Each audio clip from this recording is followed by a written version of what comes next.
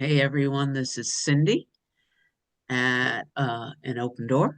It is February 27th, 2025, and this is the hour we've entitled Finding Truth Everywhere, where I assign a podcast from all over the place, lots of traditions, lots of spaces, not with the intention of finding our next guru or finding our next teacher.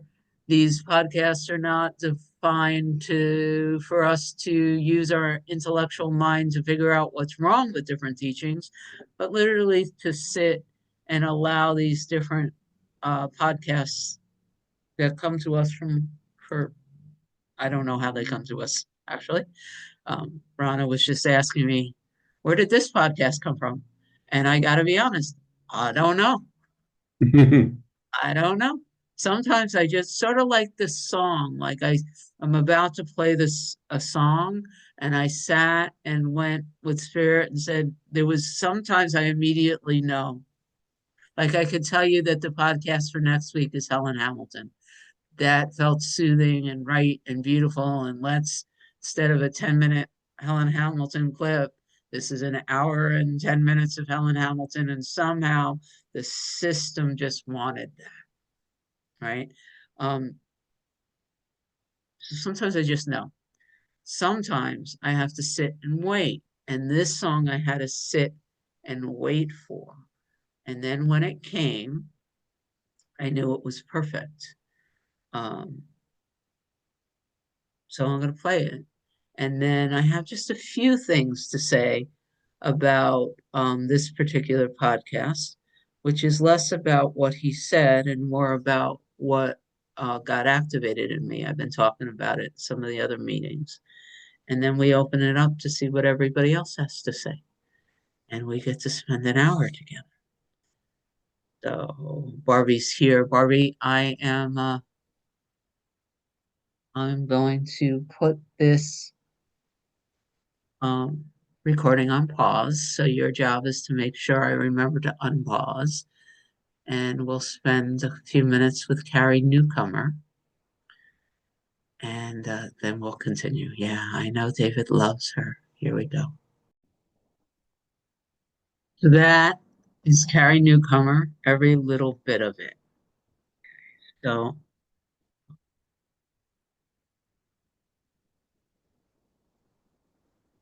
I listened to him, and there was a sense of joy that he was bringing so much of what we do to Western medicine, because that's literally he was coming from this paradigm of Western medicine and a certain way of doing things and using the intellect and not the heart. And the work he's doing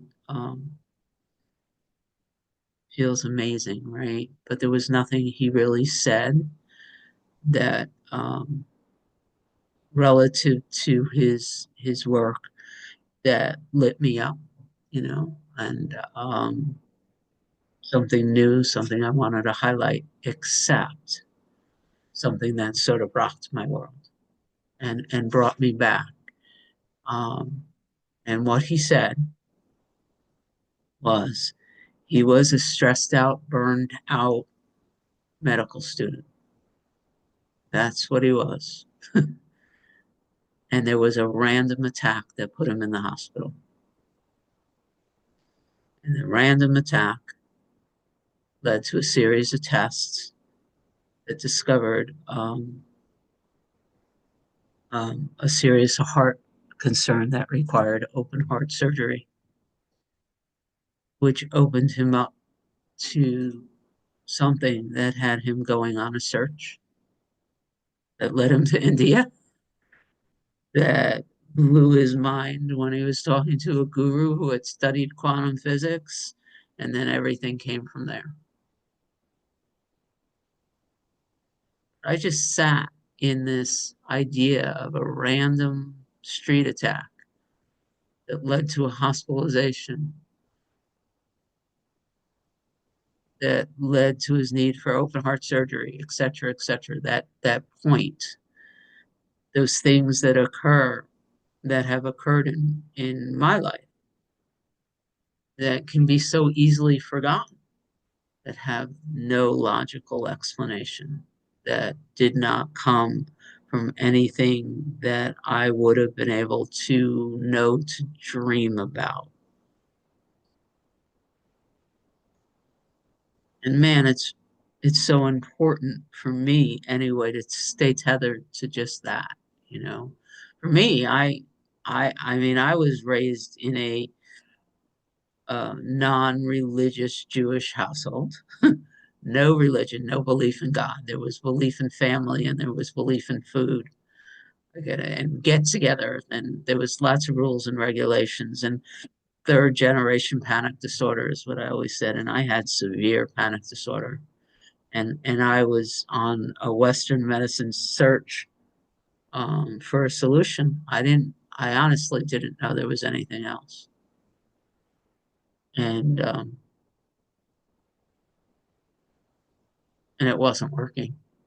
Somehow part of my panic disorder, I was petrified. There was enough addiction in my family, and there was something internal, and the idea of taking a drug to save my life was just, I didn't know why, but I couldn't do it. Couldn't do it. I was so scared. And I was married at the time, and Dave had a friend whose sister just got her massage license and needed clients.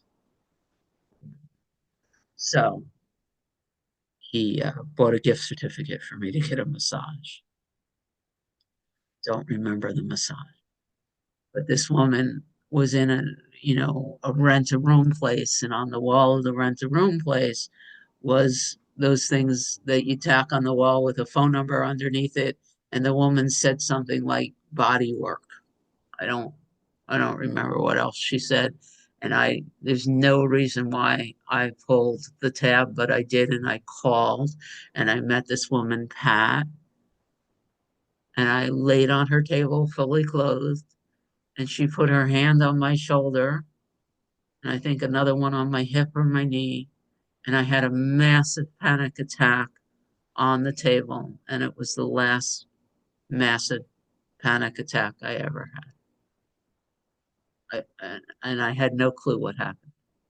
Like the idea of energy work, the idea of Reiki, the idea of spirituality, the idea of none of it. I was a young mother with severe panic attack and an engineering degree. None of this. I ended up at Lilydale training to be a psychic with ever once having a psychic read for me. That's how like totally foreign that part of my life was. But I kept going back to see this woman. I mean, she opened something and a whole bunch of energy just poured out of me, right? Um, I don't think I knew the word meditation when I met her. But she started pointing to this. She taught me how to use a neti pot. She did art therapy. I never did art therapy, and I only spent a couple of months with her. But then she taught me this word meditation, and I needed to know what meditation was. So I went looking for a meditation instructor. I found that the YMCA was giving a class, and I signed up for it. I had to wait a month. I went into this class, only one other woman was there, and this woman, Anne, was the instructor.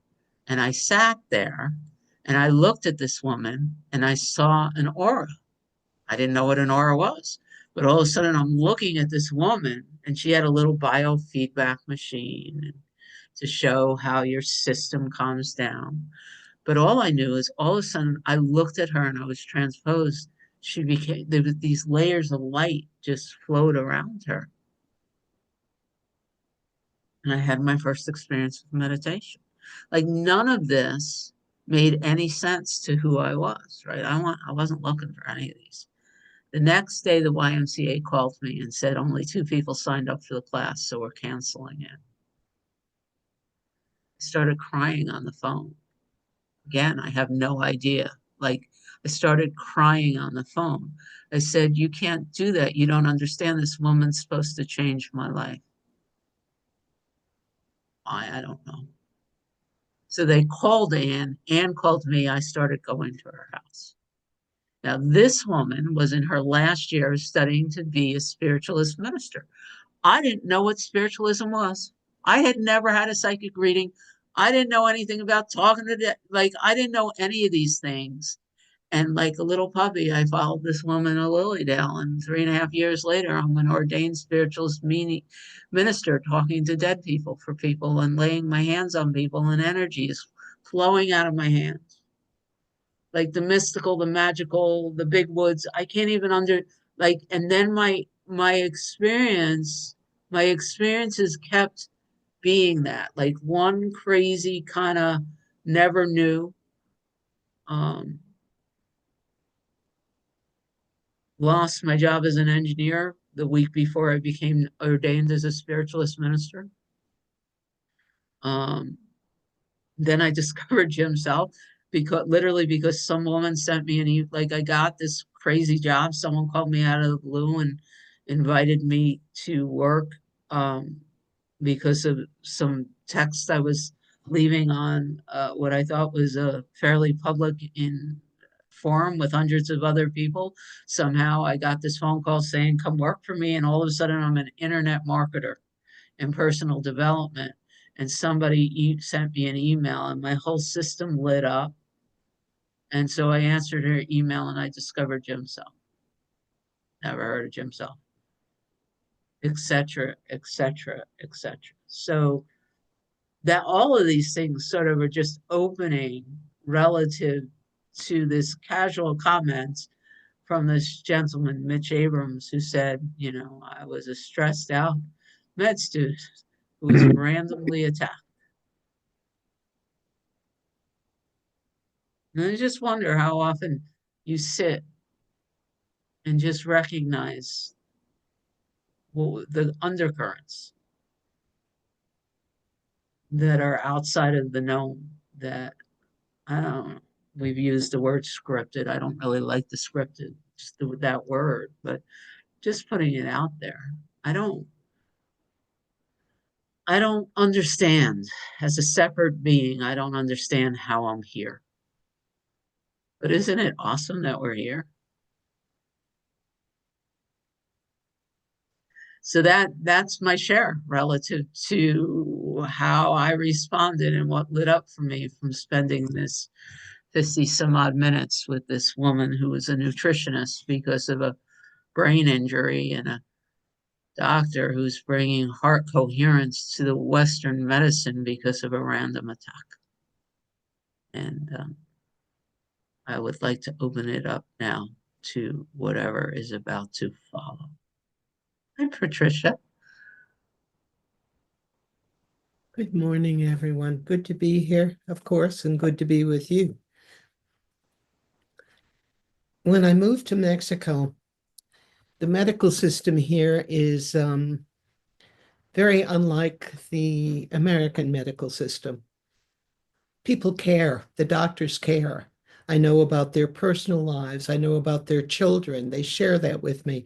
I know about how uncomfortable they are with their mother-in-laws. How is this possible? It's heart. People here, the medical profession here, have heart. I don't speak the language very well, and yet I go in and somehow through Google Translate, if I need tests or something like that, people are kind. They help me. There's kindness. I don't find that in the States. That has not been my experience.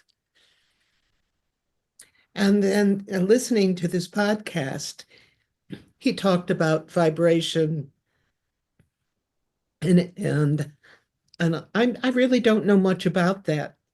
So I would love people's feedback and input on vibration and energy and what their experience has been. And Cindy just mentioned her experiences.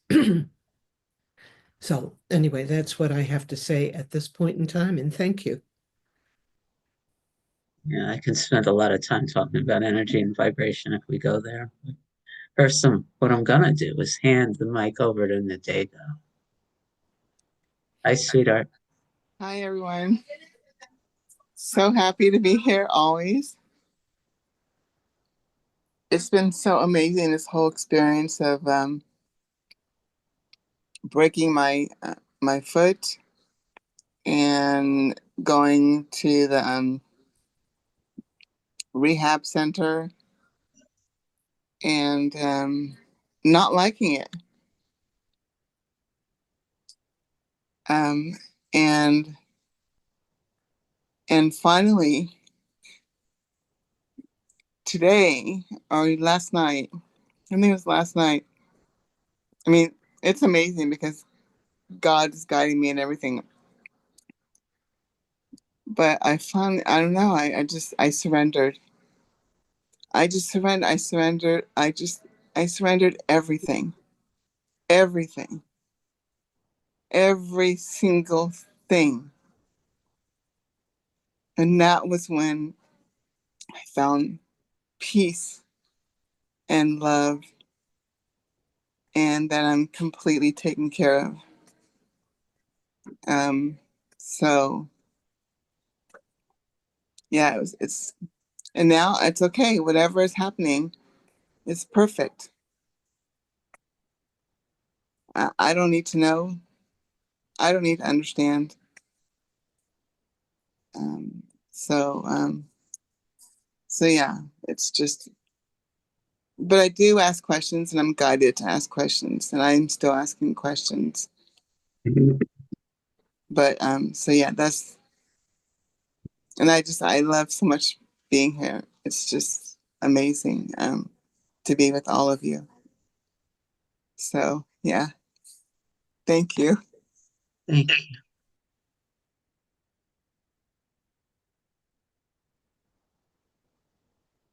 Who's next? David. I hadn't muted yet, so I thought I better hurry up and speak before I mute and then forget to unmute. So first things first. If I was a gazillionaire and owned a TV network, and Dago would get a show. All she has to do is go in there and tell us how much she loves God, and everybody's problems would get better if they just called in or they listen because I know mine do, and I'm a worry wart and a judger and poor me and all this crap, and all I have to do is listen to Dago and I get a smile on my face, and I think there would be millions of people who would react the same way if they could all experience her. So there's that. The other thing is, I listened to the video all the way through, and that was good. And I was thinking about it. If I just sit with an open mind and all the good stuff would come to me, but that's not and but if I sit with an open mind, all that is would come to me, whether and it won't, good or bad is a judgment, and I judge a lot. I mean, but just the judging, telling the fact that I judge is a judgment. So I mean, so I just need to sit and relax and take everything in and experience everything and love it all. And some of it's fun and some of it's a learning experience, but it's all good. And I keep falling back to, I'm paraphrasing Shakespeare here because I can't ever remember the words, but there is neither good nor bad, but thinking makes it so. And if I just quit thinking and just sit, like I said, sit with with open hands and an open mind and let things just come and experience what is and love it all like Indigo does, I'll be good. So that's my story for today. Thank you for listening. Can I ask you, David, is there something about the video itself that led to that share?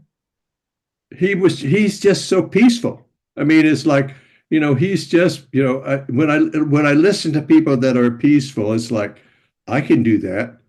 I have, I remember that I have that in me, that I forget about it and I cover it up, or I worry about this or worry about that, and bury the peacefulness of myself deep down there, all the crap that I worry about and all the day-to-day stuff. But when I hear somebody who's really genuinely there, I go, wow. And I immediately identify with that because I have that in me. All I have to do is remember that I have that in me, and put it out there and on top of the pile, and let all the other stuff will just kind of go away. Thank you. I'm glad I asked. Mel, how wonderful to have you here. Oh, thanks. I just love being here and so grateful. I did the essence that I pulled out from that podcast was the power of love. And I think Patricia talked about, the compassion and love. That's what's so healing. And so it was funny because I have just two quotes that came to me with that theme. And one, if I share it, okay, I'll share it with you all. And the first was yesterday's from David Hawkins, Reflections. Oh, And please read it. okay, thank you. And it just really kind of resonated with me with that theme. Okay.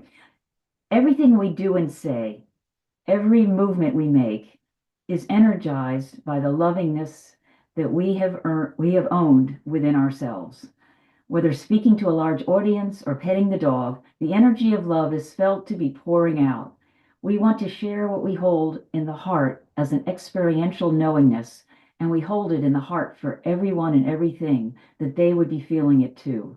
We pray for that inner experience of infinite love for everyone around us, including the animals. Our life is a blessing to everything around us. We acknowledge to others and to our animals the gift they are to us. And that's kind of the essence, when we, that lovingness flows through us, it just ripples through everything. And I think that's kind of how, that healing work happens in a sense. And I had one other quote. This is from, maybe think of this one too, from Martin Luther King. We have before us the glorious opportunity to inject a new dimension of love in the veins of our civilization. And it just made me think how important that is right now, for all of us to inject love into our culture and into our, yeah. And you reminded me, he wasn't going into details of the practices, but he was talking about the importance of like the medical staff, everyone, the nurses and the doctors and everyone before surgery to do the pause and move into that heart coherence and connection.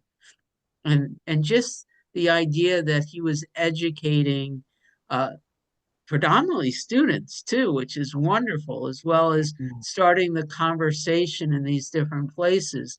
How simple it is to take that step back and move into the pause and be in coherence before moving into, cutting a body open. Yeah. Well, and it's reassuring to know that that's happening. We always hear so much of the divisiveness and the negative, and it's wonderful to know there are people, we are out there that are bringing love to everything. So grateful. Thank you. Sandra. Well, that was really beautiful, Mel. Thank you. I was also struck by well, first of all, hello, everyone. I was also struck by the story of the car accident. But what really stood out for me, I wrote some notes on this because he talked about just like when I stop and I say hello to everyone, it's like getting into some synchronicity with everyone and how we do that here. I thought he was like, in many ways, talking about what we do when we come together. I like that he said he's teaching people how to manage their own energy. And about Einstein saying the future of medicine is the medicine of frequencies. And I feel that what happens here when we come together and we share the personal lives, the self, and the connection we make is healing. Healing happens, that we're nurtured and we're healing. And I love that. It's interesting what brings us, the life interventions that happen that wake us up. For one, I had Lyme disease back in 2009, and the doctors couldn't figure out what it was. I went for a year with all these crazy symptoms and pain and mental issues, all kinds of stuff, and never did anybody figure it out. I can't tell you how many different specialists I went to. It was so frustrating. But I knew there was something wrong. I actually read about the symptoms on the internet and figured out I had Lyme disease, and then went to a Lyme specialist myself. So, but why did I bring that up? Because one person that I went to who was a naturopath taught me about how I was thinking about it and how fearful I was impacting my health. And actually taught me how to stop doing that. And then I was introduced to David Hawkins' work, and he talks about that as well. He cured himself of really crazy disease. All kinds of diseases. He cured himself by changing the frequency inside his body. And then, experiences with acupuncture, where that helped me with pain. So all of this just was so true. I found it was true. And I love that he talked about, there's two things he said about heart synchronization, that through acts of love and compassion, we synchronize our hearts. I don't know if I got that exactly right, but he said something like that. And I find that to be true. And I'm sure all of you do too. Didn't he refer to that as heart brain, Sandra? I don't know. But I got the word synchronization, and I thought to myself, I kind of do that without using those words. Like when people are coming into my home, I sit and I welcome them before they arrive.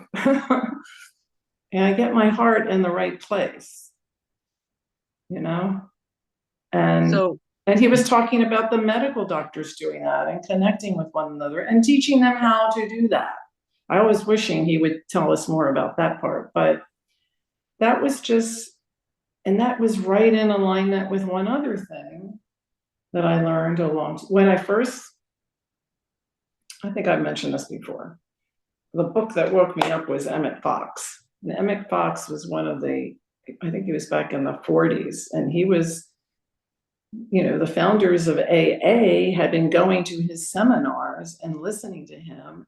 And in the early days of AA, they used to buy his books and read them. And he kept talking about all you had to do was have realization. And all these words to me mean the same thing. Realization, like raise to a higher level of realization. And in our language that we use here, of who we really are, we would add to that. And I would read his books, and boy, I could feel the body changing when I was reading his books. I would go to this higher level of something. I didn't know what it was, but it would just happen. So it's just, to me, it's exciting, this idea of healing by understanding the truth. That's how simply I would put it, just healing by understanding the truth. Then I really liked one other thing he did. He said, you can optimize the frequency by being the conductor of your orchestra. Did you hear that? And then all the different organs were like the violins, I guess the drums, I don't know, whatever. But just sitting quietly and abiding and resting in who we are, that self-care and taking that moment to connect changes everything.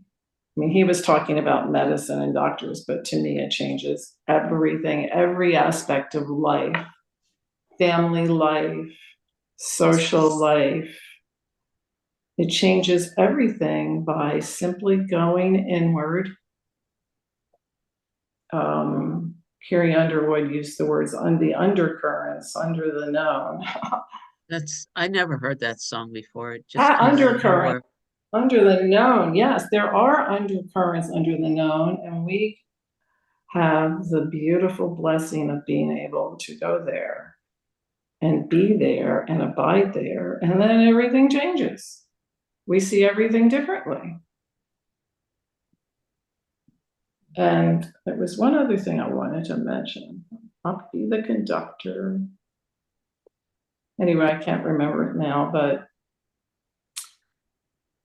it was Well, in the song, drink it down, every moment of this, every little bit of it. That says so beautifully what I feel. Drink it down, taste it, every moment, every little bit of it, life. Wasn't that beautiful? Song? You were going to say something, Cindy. I think I know. Well, I was just going to say your share prompted me. I'm going to pull up a old heart math coherence video. Rana knows it. I don't know if everybody's seen it, but it speaks to the intelligence of the heart and how the heart is the first. It's our the heart knows things before we consciously know them, and it's a very cool. Just I think it's 4 or 5 minute video, and if Rana doesn't mind that I'll look a little distracted while she's sharing, I'm just going to pull it up to play. You don't mind? And one other thing he said, this capacity for healing and thriving. I love the word thriving, not just surviving life, thriving, and connected it to quantum physics, and that we can heal 4 times faster that way. And I have living proof of that if anybody ever wants to know about it, because I do it. I do it energetically within. And I actually feel like, this may sound crazy, but David has let me know that it's okay to say things that sound crazy. Yeah, thank you, David. Like when my kids are sick and they come in here, I just send healing energy to them. I don't say anything. I don't put hands on or any of that. And they get better. So that's it. Thank you. I'm gonna grab that. Rana, it's yours, and I'm gonna grab the video. I have it in a playlist, so it shouldn't be hard. Okay. Hello, everyone. Really great conversation. I got a few bullet points out of this, and he said the heart has its own brain, and I think that's what we're talking about here. And the pointing that he used, take a moment to connect.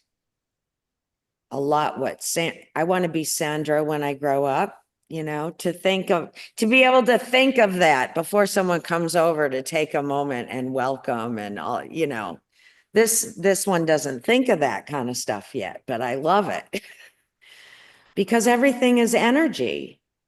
You can feel the movement. It's subtle, but you can feel it if you tune in. And isn't that what life is? Life is movement and energy and creation. It's just constantly happening. So what I was contemplating was that when there is thought that it contains judgment, that has an energy. and there's a movement and a push. I mean, we can't see what's going on at the like photon energy level, you know? We have no idea how powerful we could be, you know? It's like when there was an experiment with a glass of water, a couple glasses of water, and you talk to it, you know, and you say really kind things to one and really not so kind things to another. And the crystals that they find under the microscope are very, very different. The negative energy is chaotic. And the loving, the one that you send kindness to, has a beautiful pattern to it and symmetry. So he also mentioned that I think it's one of the titles of his programs is The Global Heartbeat. And it's back to that idea that when I see something in the world that I'm disturbed about, how helpful is it to send more energy of disturbance back in the world? It's to pause for a moment and take in that energy, right? He said, emerge realigned, have awareness to the energy and the connection and what's happening, right? And I can notice when there's a tension in the air. I can feel that. You know, and it isn't just this idea of pointing to a heart connection, to this pause. That's what prayer is. It's a connection, it's a field, it's a sending, it's a movement, you know, and he pointed to that things happen for us. So grateful to know that now, not just believe that, because that can be fleeting as well, right? To really trust that and know that, and to be with these things as they come up. And he said the heart can lead us to full potential. And so my little, you know, highlights along the way, you know, where things seem to shift in a miraculous way, you know, is like I lost my job. I got laid off from the big gig, you know. And it was due to my own behavior. We'll save that for the 12-stepping meeting. But you know what I mean? And so what did I do is I went to lunch at the bar the first day that I didn't have to go to work. And that's where I met my husband, who I'm still married to today. You know, sometimes some of the worst things that happen, you know, they're just a shift, right? And a whole bunch of different things starts happening. And when I got into recovery, I heard that night, the gig is up, you got to tell someone. Monumental shift in things, right? Having my daughter, monumental shift in the realization, oh, guess what? You're going to be a stay-at-home mom. And all the things that afforded me, right? All the identification as some kind of hoity-toity producer in the TV world, gone. Like within 6 months, you know, and just remembering how the ego said, this is so bad, but it wasn't so bad. It was a giant stride, like they talk about in A Course in Miracles. And I'll end with this is, there was a group of recovering people that I met with for a year and a half. We read Emmett Fox's Sermon on the Mount together. And, you know, we felt the vibrational shift. And it was very interesting because during that year and a half, a couple people dropped away from the group. And what we were left with was like a very cohesive, excited group of people who had a new understanding that what we think about has a great effect on everything, you know? So you just never know how these things are going to happen. Like, I don't know what anything means anymore. Thank goodness for that. But this energy, he said energy is real. And that like you right through the screen, right? And there was a question, is that true? I don't know. I'd like to experience that more. I'm open. I'd like to see, show me. Show me, thank you, heal me, you know? Thank you, everyone. It's always wonderful to be here. Thank you. Patricia, is there a reason your hand went up and then down again? Yes, there was. What I wanted to share and to thank you all.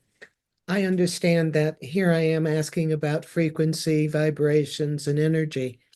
It's an intellectual question, and I am reminded of how I go there all the time. What does this mean?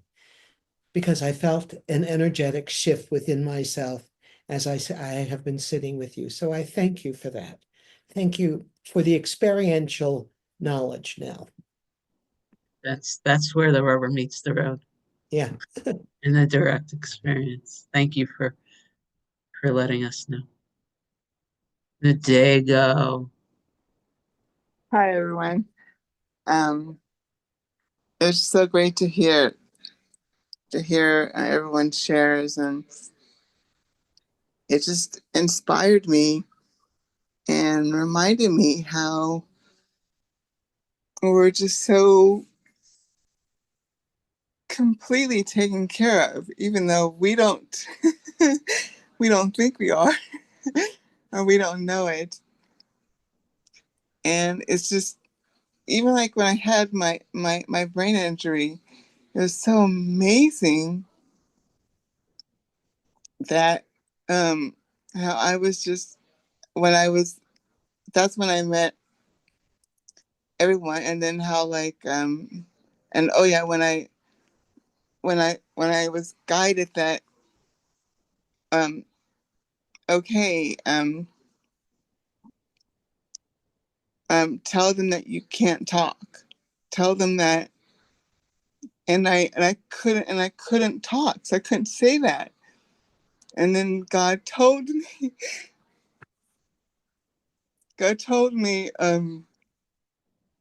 that that I don't know how to say it, but God told me, I'll do it for you, or I don't even know, but I'll never forget it when they said, we didn't know you couldn't talk, and I did not say those words because I couldn't say those words. And it's just so amazing just how God is just guiding us in everything, and how we're just shown that. Um, so so yeah, I'm so grateful to be here, and just grateful for everything that that is happening, because it's all love. So yeah, thank you so much. Thank you. Herbie. Yeah. Hi, everyone. I am too so grateful to be here because there's no words for me to say from all your shares, but I know I'm sitting in a higher frequency now. And thank you, everybody.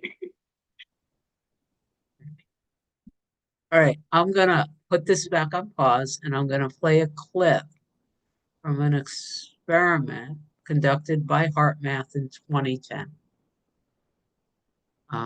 It's kind of a neat clip and it's only a few minutes long. So here we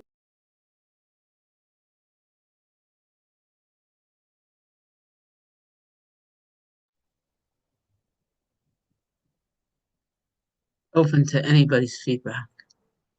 For me, it speaks to itself. I'm curious. A, if you've seen it before, if you haven't, what it means to you, anything in the 8 minutes we have left.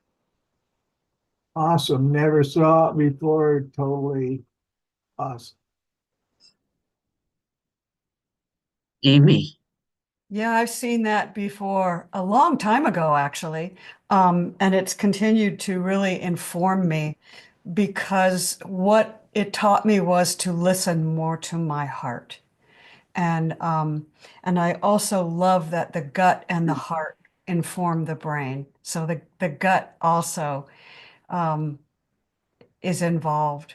And I used to do the global coherence meditation I did that for a while and then just kind of lost my motivation to do it.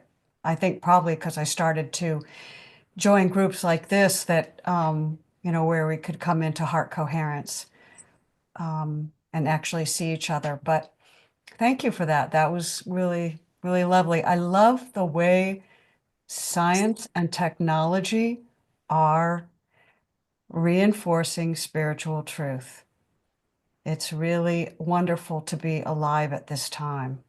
It's great. So thank you. Thank you, Amy. Natinko. Yeah, that was amazing to see how science is right. It's got it. They got it right. And we're seeing the truth, the heart, which is what we are. Yeah, I love it. Thank you so much. Thank you. Hey, Chuck. Yeah, just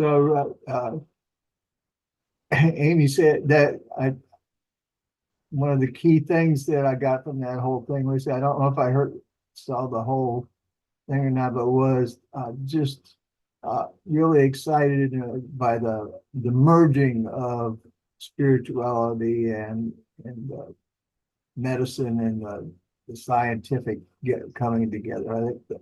I think I experienced that a little bit too with, I think it was at Rupert and Don something, the math of, but I'm just in really a lot of gratitude and amazed how that is coming together now. And the listen from the heart, yeah,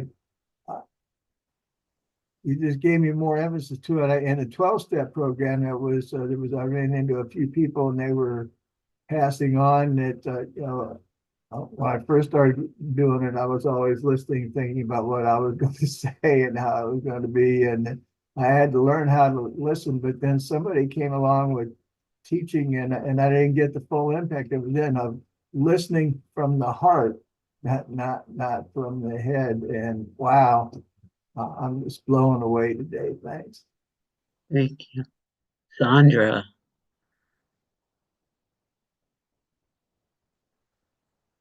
You're still muted. It wouldn't unmute. When I was listening to that, what came through for me was, is it really the heart that's informing, the physical heart that's informing the brain? Is it the gut? Is it all those pieces? Or isn't it just the formless, nameless source that's informing everything? And inner wisdom that's permeating every cell in the body. And that's that's the source, not the piece of hardware in the body.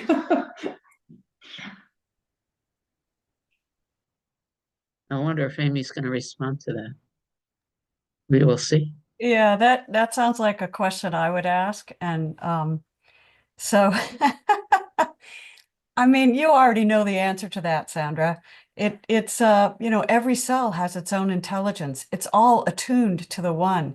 There's nothing separate whatsoever. So it's just a fun way of communicating, that's all but it teaches us to move beyond the materialistic view of things. That's what it's just singing its own song, right? It just moves us beyond that, one step beyond. Yeah. Thank you. And William, I think you're terrific. I read your chat message. So I'm just being a good listener. I love it. I feel that I'm not urged to speak, but I'm just absorbing, and I'm filling up. And I guess in a way, it's like I'm just to be here present. That's about the best I can do right now, and that's okay with me. Thank you all. Thank you. Every one of you, I write little notes. And the reason I'm asking for the links, I want to go back and just absorb them even more leisurely. So, and I appreciate so much. You're like, I feel like I'm connected to the whole universe through all of you.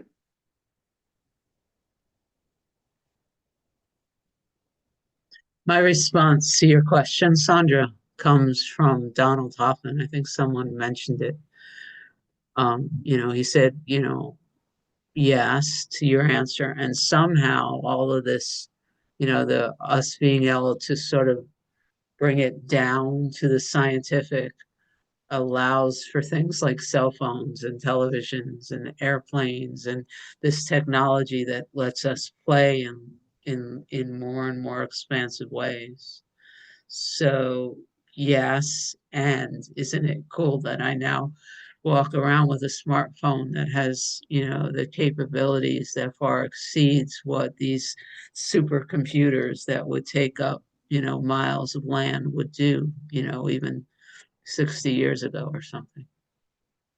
So when Donald Hoffman talked about it that way, it made me smile, While I'm hanging out in this bodysuit, I kind of like my smartphone and I like being able to sit on my couch and watch these movies and being able to step the infinite into a finite way in larger and larger ways allows for us to play in those ways.